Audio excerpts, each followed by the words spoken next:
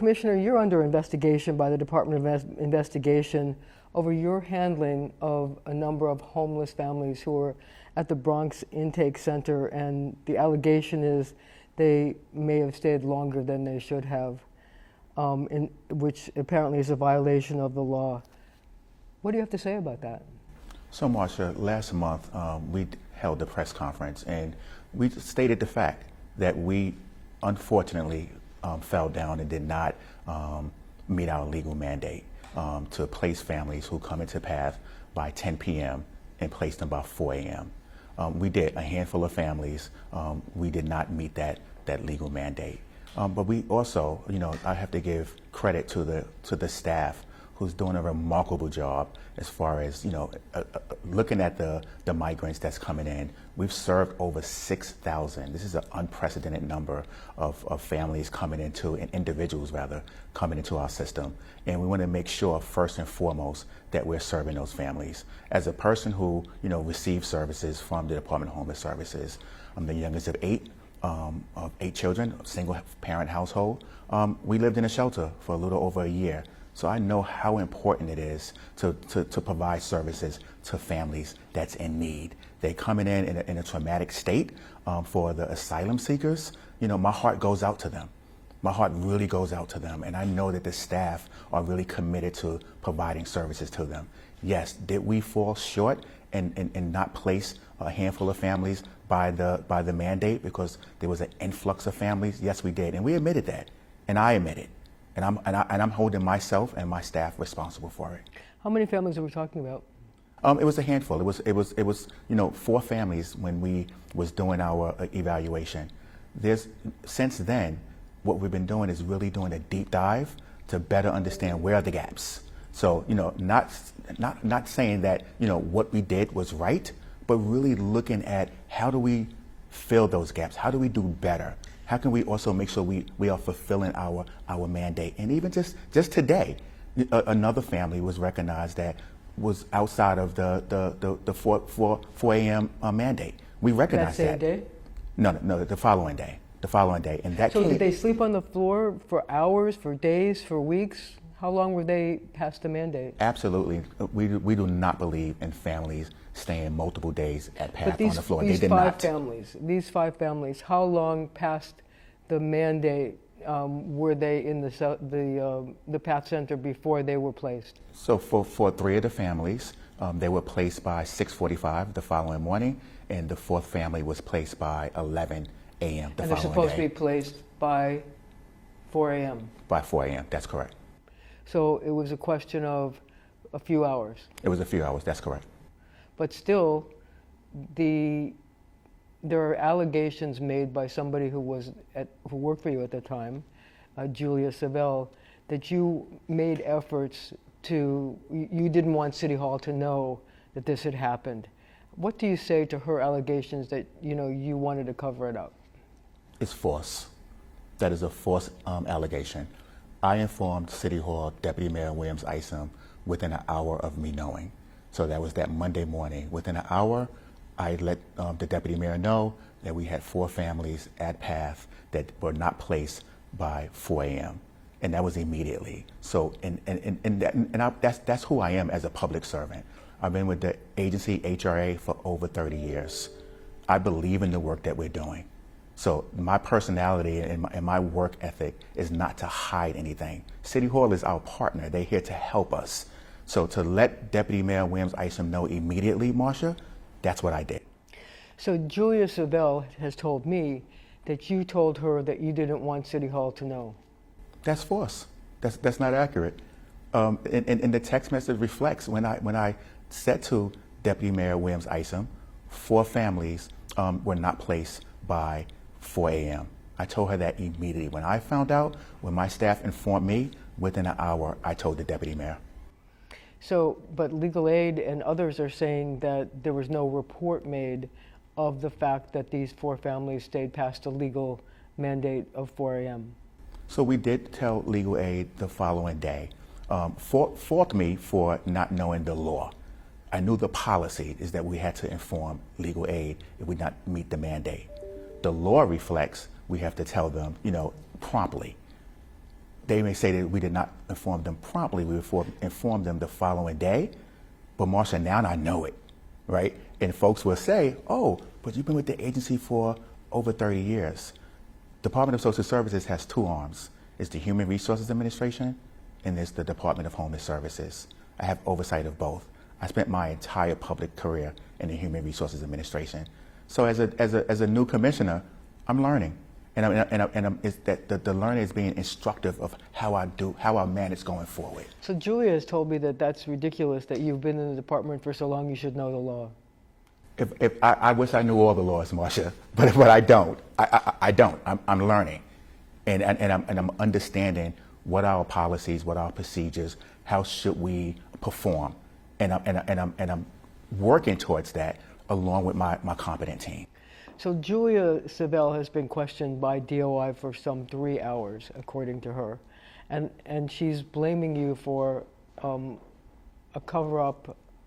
I think she may have used the word lie, but in any event, she's saying that there was an attempt not to be forthcoming about the fact that the law was violated vis-a-vis these 4, now we know 5, families. So when DOI have you been to DOI to be questioned? No, I have not. If DOI questions you, what will you tell them? I will tell them the truth. And the truth is, as soon as I found out, when my staff informed me that we did not meet the legal mandate, when a family comes in by 10 p.m. to be conditionally placed by 4 a.m., I immediately informed the deputy mayor. And there's a text message that says that? Absolutely, there's verification that I did tell the deputy mayor. So when she says that you didn't want City Hall to know, your response to her is? That is inaccurate. I told City Hall immediately. Now, Ms. Savelle has some unprofessional instances at the agency with her senior management team, with her subordinate, with her peers, and she was not included in the senior conversations that I had with City Hall. So you're telling me that because of a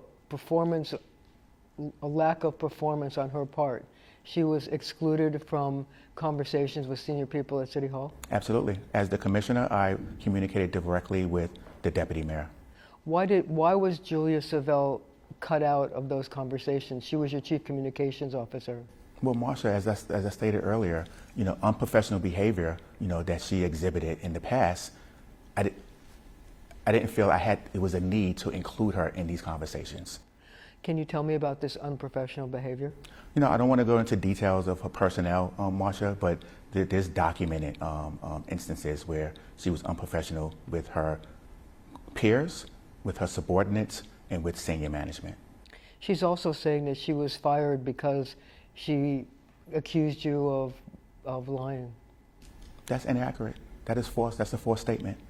Again, I let the deputy mayor know as soon as I found out. We did a deep dive as far as what happened. We wanted to make sure that we were providing accurate information. I think it's also a slap in the face to the thousands of staff that work around the clock to make sure that we deliver services to those who need them. Why was Julia Savelle fired? As I said earlier, unprofessional behavior. It was not good for the agency. It was not in the agency's best interest to keep her employed with the agency. Did it have anything to do with this incident? Absolutely not. Absolutely not. As I said, this was prior months of unprofessional behavior. So did anybody at City Hall or in your staff, like your chief of staff or anybody in senior management, talk to Julia about her unprofessional behavior and ask her to change? Absolutely. There was multiple conversations with Ms. Savelle to address her unprofessional behavior, and there was no change. And how long does this go back? Is it weeks, days, months? Months. And when I spoke to her, I asked her, did anybody at the agency or at City Hall ever discuss with you that they were unhappy with your performance? And she said, absolutely not. Marcia, I'm here to speak the truth. That's what I'm not here to do anything else but to speak the truth. And the truth is that she was spoken to, and the staff tried to address her unprofessional behavior, and it was unchanged. So people in your agency talk to her.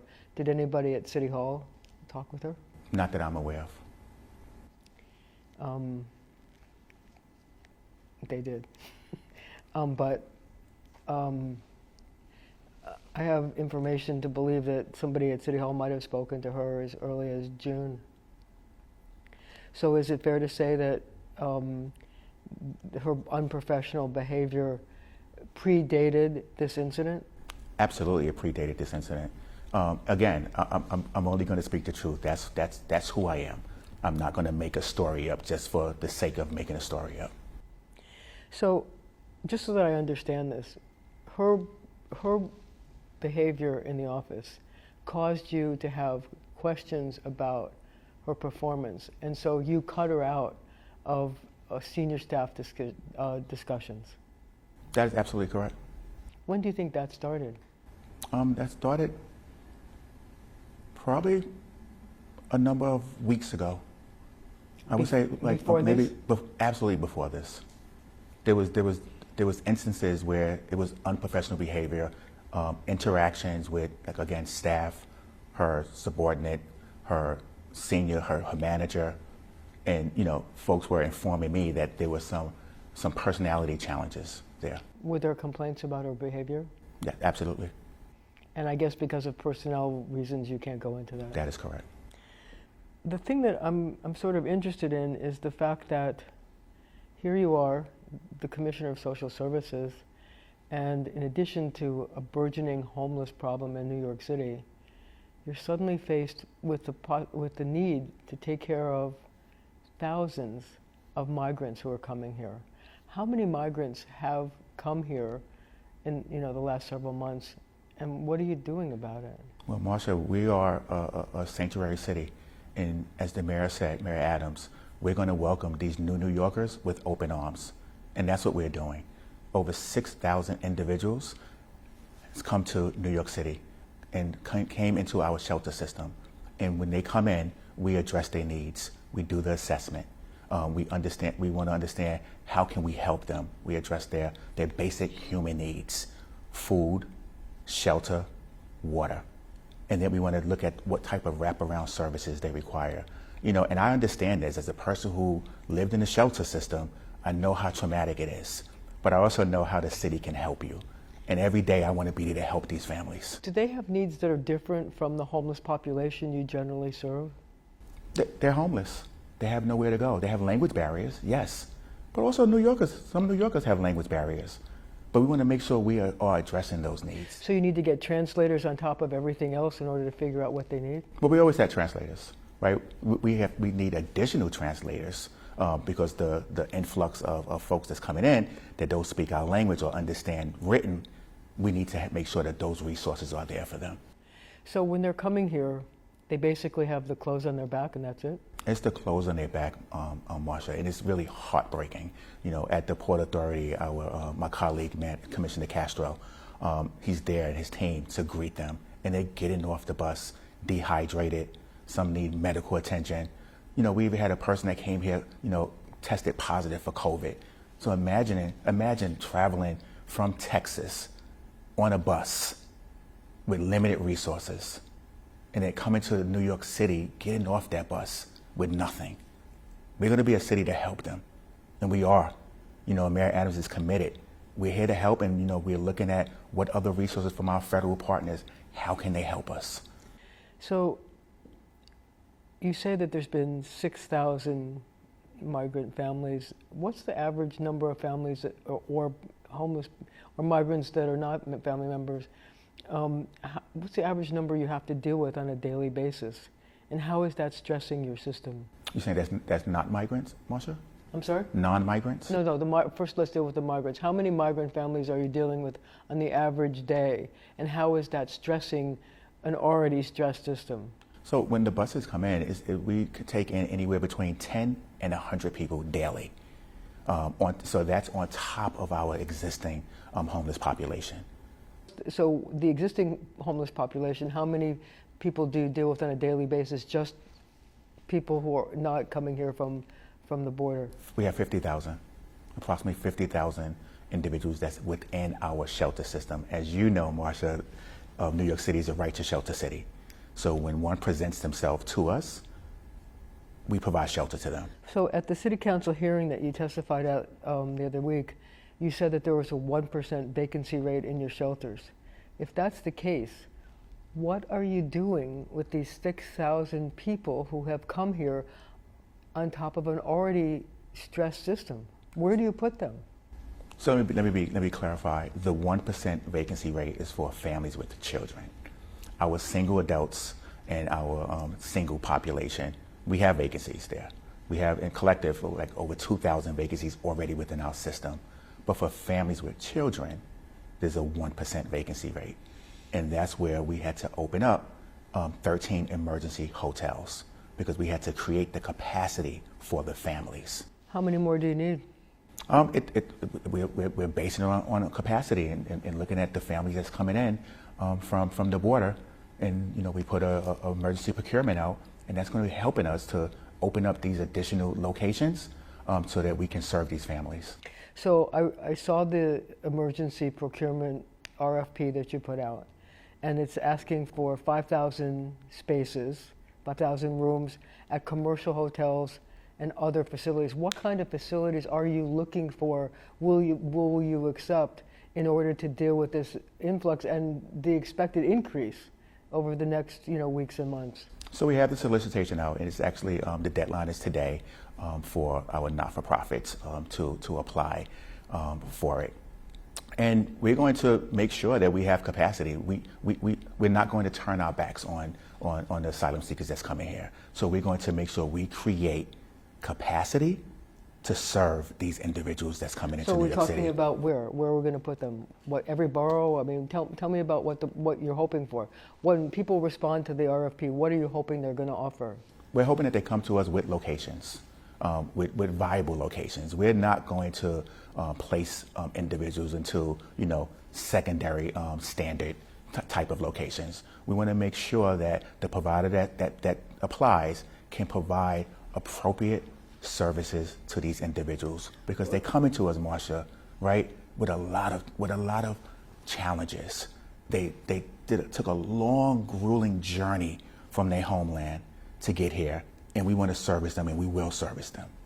But are we looking at places where you can then, have support services based in these hotels or what other facilities you use? Yes, the provider that's selected will provide services to these individuals. Where are they going to get all these people to provide the services, the social service workers, the translators, the legal experts? Where do you get all these people?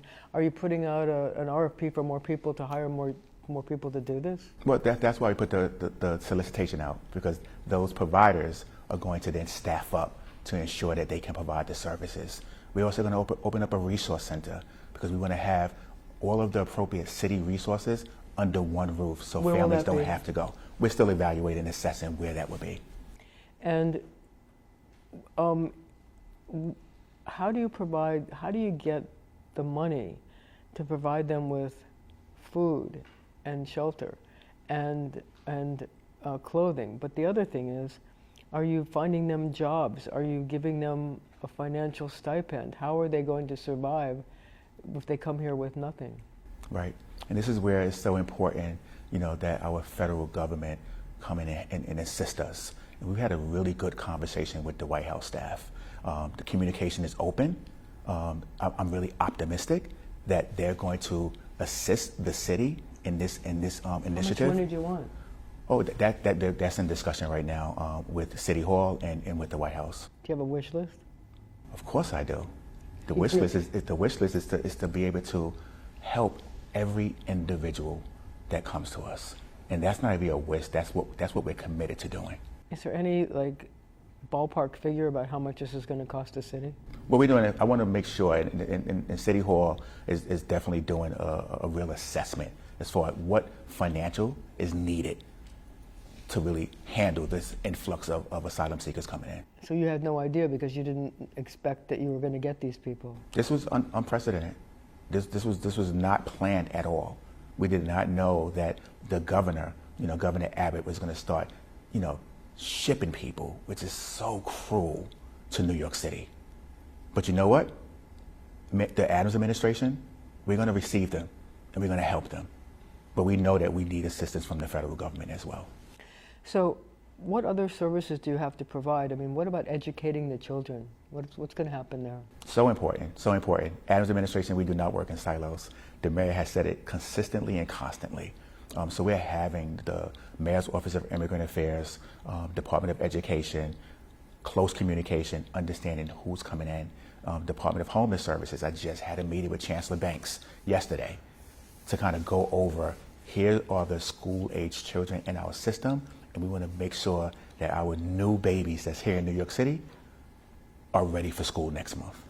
But will you have to have special programs like English as a second language and programs like that so they can matriculate in city schools? Absolutely. I'm quite sure that Chancellor Banks and his phenomenal team are working to make sure those resources are there for those children. I mean, will you have to open separate schools for them, or can they be absorbed in the different schools around the city? That's a question for Chancellor Banks. That's not in my wheelhouse, and I don't want to inappropriately speak to it, but I know that Chancellor Banks and his team are getting ready for this population. What about their need for legal services? Are any of them coming here, are they in danger of being picked up by ICE, or, are they have any violations, and how do you determine that? So, when one enters any of our city agencies, regardless of immigration status, we don't ask that question at all. We provide services to all who comes to us, particularly in the Department of Homeless Services. But yes, legal services, we're evaluating with the Mayor's Office of Immigrant Affairs, how do we help these individuals with legal services? So when they come to the intake center and they're given a place to live, are you giving them a monetary stipend so they can purchase food? Are you giving them access to medical care? I mean, how do they exist after they leave your system? Do they get money? Do they get phones? Do they get, what do you give them? So when any individual come into our system, not only the asylum seekers, we ensure that they have food, they have a roof over their head, and then we assess each individual what type of services they need, because we want to meet them where they are. So if it's medical, absolutely we provide medical. If it's job training, absolutely we provide job training. Any type of wraparound services, we want to make sure those individuals are placed in a position where then they can exit shelter. But I just wonder how they get money to live. Right, so those who are eligible for public assistance, we work with them to apply for public assistance. Now that I have my HRA hat on, and we want to make sure that that's a seamless process. If you're eligible and your children, apply for public assistance so you can have a cash grant. How long does it take from the time they come to you to the time they can get the cash grant? Well, it starts day one. As soon as they walk in, we are doing that full assessment to determine what are they eligible for, and then help them to apply for it. But how does one get? I guess I want to know is from the time they apply to the time they get the first grant, how long does it take? Well, we have our legal mandates from the state. If it's a family, it's within 30 days, we have to make a determination. But we also address their immediate needs. So if they need cash immediately, we work through that parameter as far as giving them the cash grant within 7 days. And what do they do in the meantime for food, for clothing? Oh, we provide food. We provide food in our shelter system. We provide clothing. So they don't go without. We make sure that we meet their basic human needs. So in the 7 days they're waiting to see if they're going to get a cash grant, you're making sure that they have a roof over their head, that they've got food and they've got clothing. Absolutely. I mean, I go back to when, my family had to go into shelter system. I want to treat those families, I treat them how I want it to be treated, right? You walk into one of our locations, Marcia, no one wants to be homeless. No one is born into this world and say, hey, I would like to go into the shelter system. But when folks fall on hard time, my job is to make sure that I treat them, my staff treat folks the way I wanted to be treated when I was in shelter. What was it like for you? How old were you when you went into a shelter? I was young. I was a young boy. How old? I think it was maybe 5 or 6 years old, but I remember it vividly. It was tough. I was in Hotel Granada, downtown Brooklyn. I'm not sure if you're familiar with that location. And it was dark, and I would play in the hallways. And it was challenging, and it gives me chills now as I think about it. But the city was there for us to help us get on our feet.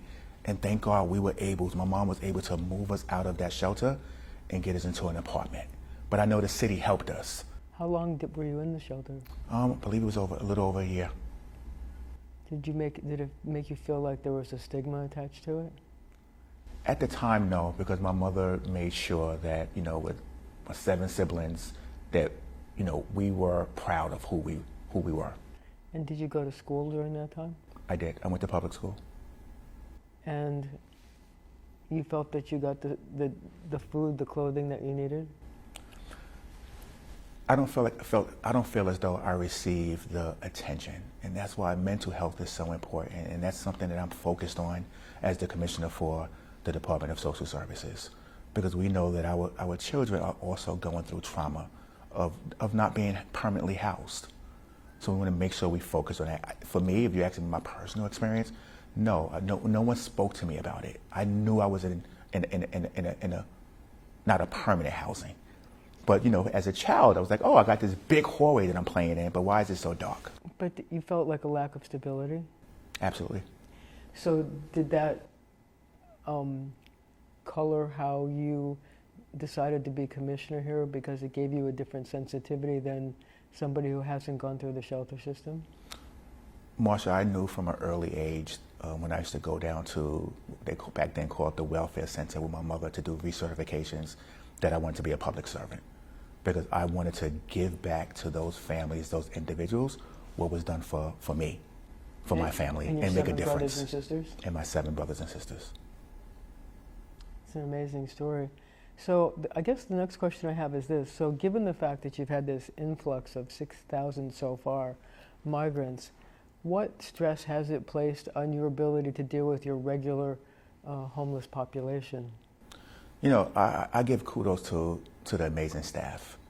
They work around the clock, Marcia. They are committed, they're dedicated, and they're like, we have to be there for those individuals that's coming to us. So I've visited several shelters. I went to our 30th Street intake. I've been to PATH, and I'm speaking with the staff, and I know it's a pressure. I know it is, because it's an influx of folks that's coming to our system that we didn't expect. But they're dedicated, and they're like, Commissioner, we're going to be there, and we're going to deliver the best services we can, and I applaud them for that. So, given the fact that you did have these 5 families sort of fall through the cracks, do you think that given the number of influx, the huge numbers that are coming here, that it's inevitable that there's going to be some mistakes? I mean, we describe running the Department of Homeless Services as really running a small city. Right? I said it's 50,000 individuals. We got 6,000 that we did not anticipate, did not expect to come in. We're doing our best. We have the team really doing a deep dive, understanding where are the gaps. And I remind, the senior team, I've been the commissioner for 8 months, right? We have to better understand where are the opportunities to fill those gaps. Are there going to be mistakes? Yes. I parrot what the mayor says. I'm perfectly imperfect. We're going to figure out and understand where are those gaps for us to fill and address. And the public deserves it. Our clients deserve it. And when I was a client, I wanted that for me. So it's going to take us some time. Are there going to be mistakes? Heck yeah, there's going to be mistakes. We're humans. What do you want the public to know about the difficult job that you're facing now, and how you're dealing with it as a person and as an agency? It's a tough job, but I knew that when I accepted the position. I was built for this, Marcia. And when I say I was built for this, I dreamed being the commissioner for the Department of Social Services. And I had that dream because it helped myself and my family. So I wanted to be that person to help others. That's been my public career. I'm not a politician, never wanted to be a politician, only want to give back and help individuals. That's my calling. That's my mission. That's my passion. Do you think that the agency is doing a good job of dealing with this influx of migrants?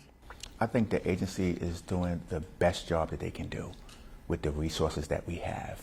We have talented people that's working there, dedicated folks. They can go work anywhere. I've had job offers to go work in a not-for-profit or private. I'm here because I'm committed. The staff are here because they are committed to doing the work on behalf of New Yorkers. Are there any specific problems that you're encountering because you have this new influx of people who, A, don't speak the language, have had probably weeks or months to get out of their country to reach the border, and then had to do and endure a long bus trip to get here? What are the specific problems that you've faced that are unlike the problems of the homeless population that you deal with?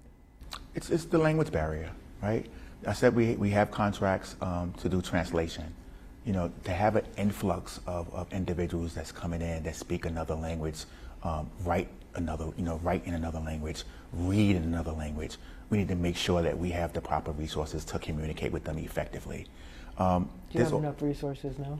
We are working towards it. We are, and I have to say, you know, OMB is a great partner with us in ensuring that what we're asking for and what we need, that they're paying attention to it. Why do you think that the Coalition for the Homeless and Legal Aid are all over you in terms of not coming up? They keep saying that they want a plan from the Adams administration about how you're going to deal with it. They keep saying there's no plan. What do you say to them? I said we're an open book. We're an open book. We want to work with our legal providers. We want to work with Coalition for the Homeless. And we've had conversations, and I want to make sure that my staff and myself, that conversation is open and fluid, and we want to learn from them as well, because, you know, I tell my team, we're not the smartest one in the room. We can learn from others. So let's understand what are they hearing on the ground. But also for me, Marcia, because I grew up in this system, because I was a client of this system, I also know how important it is to hear from folks with lived life experience. You know, the best part of my job is really sitting down with our clients, sitting down with folks who went through this system to understand how can we do better. So why do you think that Julia Savelle is doing all this, going to DOI, saying that she couldn't work with a commissioner who didn't tell the truth? I don't want to get into Julia's head, and I really don't. All I know is I am a truthful person. All I know is that I want to do what's best for our agency, but most importantly, what's best for the clients that we serve. And you told the truth to to the deputy mayor who you report to? I tell the truth to everyone. You know, and part of my job is making sure that City Hall is informed, and that's what I did. If you were to meet Julia Savelle on the street today, what would you say to her? God bless her. All the best to you. And I would genuinely mean it. Is she making this stuff up? The truth is the truth, Marcia. I spoke the truth. I informed the deputy mayor as soon as I found out. We informed Legal Aid Society the following day. The truth is always going to come out. It's always going to come across. And that's what I tell my kids. You speak the truth, that's going to bring you a long way. So you're not worried about the DOI investigation? Absolutely. DOI is an independent organization. If they choose to do an investigation, the truth will come out. I have nothing to hide. And if they asked you to testify? If they ask me to testify, I'm going to speak the truth. You're going to tell them the same thing you told me? I'm going to tell them the exact same thing I told you. Anything else you want to say? I just want to say, I love what I do. I'm a public servant. I am blessed, privileged, and honored that Mayor Adams selected me to run this agency. And is it easy? Is it going to be easy? Absolutely not. The clients we serve, they come with us with a lot of challenges. And what I tell my staff, our clients come to us not because they want to. Our clients come to us because they need our services. So let's stay focused. Let's not be distracted. Why do we accept these positions? Let's do what's best for the city of New York. And if more migrants come to the city in the next weeks and months? Open arms.